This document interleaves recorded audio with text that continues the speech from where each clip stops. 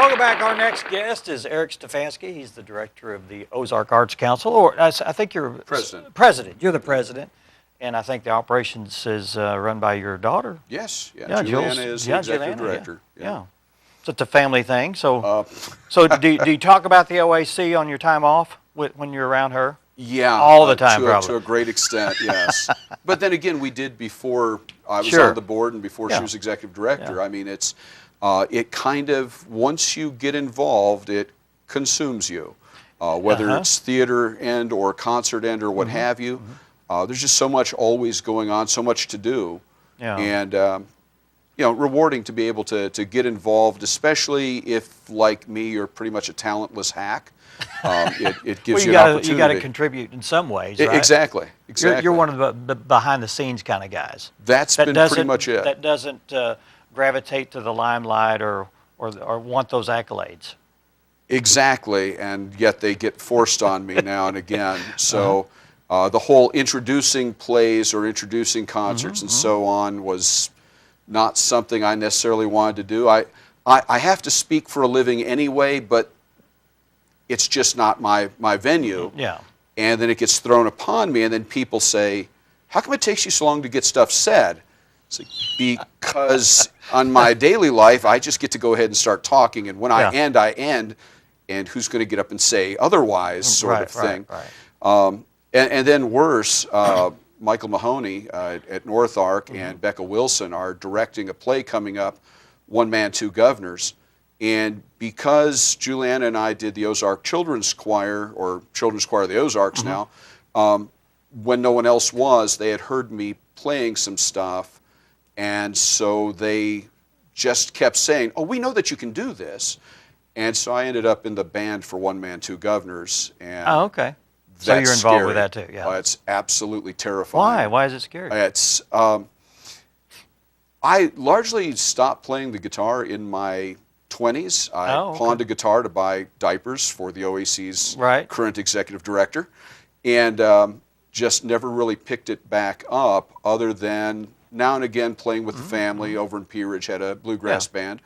And they sold this to us as it's a British skiffle band, which is kind of a bluegrassy country sort of a, you get the idea that you don't have to be very talented. And then you find out that actually in the play, it's talented musicians who are playing in the style of untalented musicians, which means they overcomplicate everything. So they have to be good. You have to know that they're good. Yeah. I'll tell you what. So you're sweating bullets over this one. Oh, man. I'll tell you.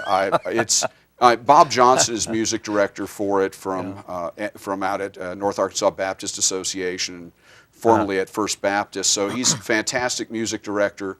He promises me that somehow he will make me able not to embarrass him. If I embarrass myself, I guess that's okay. It's okay, but I can't you don't want to embarrass him. Yeah. James Melton is playing the lead guitar for that. Abby Copps, who of course is a fantastic keyboard player, will be playing a couple different types of keyboard, guitar, ukulele, maybe xylophone, maybe timpani. I don't know. It's Bob was rattling off this list of instruments, and it's like, so this play is, what, about 6-7 hours? But it's not. You do get a full several song introductory concert, middle concert. The play itself is not really a musical, although the cast does sing in the finale. Right. But it just gives you a little range of kind of... but the music's more or less a character of the play. Is that what we're trying to get at? To a certain extent, it describes not quite the action of the play, but it parallels it or runs on tangents from it. It's got, some of it is kind of a country rock feel. It's basically a 50s, early 60s vibe to it. So it goes everything from more of a bluegrass and country feel to more of a 60s rock, Beatles sort of a feel for certain things. Grace Squires is playing bass, and he was listing off all the songs that the writer of the songs ripped off in order to get what they ended up with. So when's this production coming out? That's going to be the last week of April and first weekend of May. So Thursday through Sunday, end of April, Thursday through Sunday, beginning of May. Yeah. And that's the next play coming up. Of course, we have another play coming up about a month and a half after that, which is Around the World in 80 Days. And actually, the auditions for it are this weekend, this Friday and Saturday, at the Lyric. The Friday auditions start at 7 in the theater itself. Saturday auditions are going to start at 3 o'clock, and they'll be upstairs in the annex. You can come through the annex door, or you can come through the theater. But they've been moved off the stage because at 3 o'clock on the stage, we're going to be setting up amps and stuff for Sunpie Barnes and the Louisiana Sunspots. For that evening performance, yeah. Okay. So this Saturday at 7, again, Sunpie, he was here at the Lyric about a decade ago. He played Crawdad Days as well. And since then, he's gotten even more prominent in the New Orleans scene. The guy is, he interned on the Buffalo River as a park ranger. He's at Lafitte State Park or National Park, I guess, in the area there in Louisiana. Yeah. Park ranger for 20 years, playing music the whole time. Everything from blues, zydeco, Caribbean, African, R&B, gospel. It's just, he covers so much ground, and the talent of these musicians is just, it just blows you away. And it's kind of a draw for this area. People like that kind of music, Absolutely. So tickets are available for this one right now. Tickets are available. Easiest way is to go to our website, which is technically thelyric.harrison.org. But if you just go to thelyric.org, that will get you there as well, as long as you remember to put the in the front of it, thelyric.org. And there are big get tickets images everywhere. Click on one of those. It'll take you to the right place. And, again, the concert starts at 7. We'll open the doors at 6. We've got most of the downstairs filling up already, so you really want to buy tickets in advance if at all possible. Same thing for next weekend. Next weekend we have Jack Broadbent on Friday evening, and then on Saturday evening is Ben Delacour. Ben Delacour just won the New Folk Award at the Kerrville Folk Festival in 2016. Aaron Smith, if you recall Aaron Smith and the Coal Biters, Aaron says he is the best songwriter he's ever heard. If you might be offended at some lyrics, you might want to watch out with Ben. Ben simply hits the subjects he does and gets it straight out, does it very poetically, very meaningfully, and is a great musician. Again, if you won Kerrville, you're doing pretty well. He's at 7 o'clock Saturday. Tickets, of course, are on sale at thelyric.org for him as well. At 7 o'clock on Friday night is Jack Broadbent. And may not be a familiar name to folks yet, but will be. Jack Broadbent is maybe more familiar to people who watch a lot of street music on YouTube. Whenever you see a thing labeled something like greatest guitarist in the world, how come he's not on stage everywhere? People like Jack Broadbent are the ones who show up. And his videos will typically be him sitting on his amp with a slide guitar on his lap and his case open and people throwing coins into it. Because 2 or 3 years ago, that's what he was doing. This last year, he was opening for Peter Frampton and Leonard Skinner. Nice, So this is his first U.S. tour of any scale.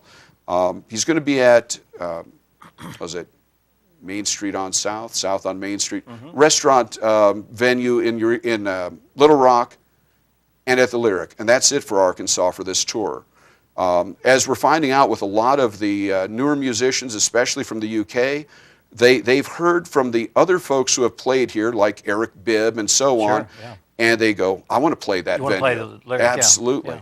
So we've got Jack Broadbent. Again, we got him at a bargain rate to get tickets for about $10 less than they'll end up being in a year or two. And his vocals, one of the things that he plays is On the Road Again by Canned Heat. And this is probably heresy in some people's eyes, but the vocals from Canned Heat just don't fit me very well. Jack Broadbent's version of On the Road Again is superior to Canned Heat, and at the same time, the band has endorsed him. So yeah, you go to Jack's website and Canned Heat is like, keep going, you're doing great. So if you like 60s rock and blues rock that way, he's got a few covers, and a lot of original stuff. Fantastic guitarist, fantastic vocalist. And I think everybody here will love him as they've loved others in the past. Well, I think you can get more information and a whole lineup of all the events that are come up this weekend and next weekend. You go to thelyric.org. Absolutely. And they can find out more about that. And also you talked about getting tickets. You can get tickets online. Yeah. And you can get them in real time. You can also just call our office number, which is 870-391-3504. And that actually goes to Juliana's voicemail.